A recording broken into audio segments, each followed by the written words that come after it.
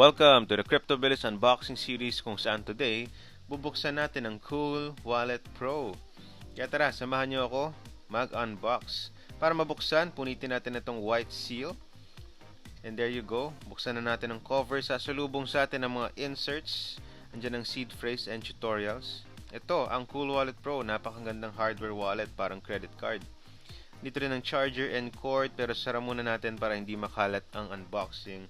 Tignan muna natin ang mga insert. Kasalubong sa atin ang QR code Get Started. Ito ay para sa setup process ng Cool Wallet Pro. Kaya scan nyo lang yan guys. It will bring you to the setup process. So ayan, buksan na natin ang setup guide. Makikita natin itong QR na to papunta sa community ng Cool Wallet. And dalawang copy ng recovery seed card ng Cool Wallet Pro. Sa Cool Wallet nga pala, you can generate 12, 18, or 24 word na seed phrase. Sulat natin yan dito. And let's please keep these copies para protektado ang ating wallet or investments. Also, additional QRs papunta sa Coolbix Crypto Wallet app. Meron tayong iOS and Android QR or iOS and Android versions of the app. You can pair your wallet via Bluetooth to your cell phone. And here are guides to the wallet. Paano i-charge, paano i-set up, para saan ang mga buttons, and more.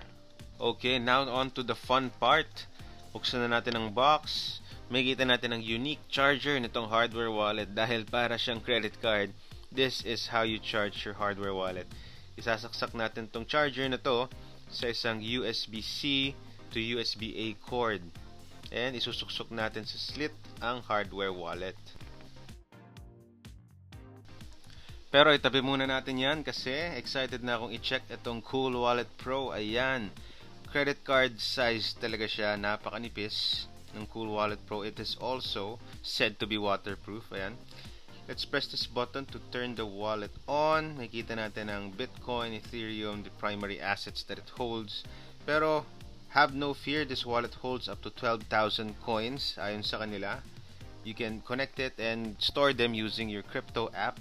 Ito to, tara, tignan na natin kung paano i-charge itong Cool Wallet Pro. Saksak natin sa slit, bang, there you go. Meron na tayong red light here which indicates it's charging. And that's a quick unboxing of the Cool Wallet Pro. Stay tuned for more unboxing videos.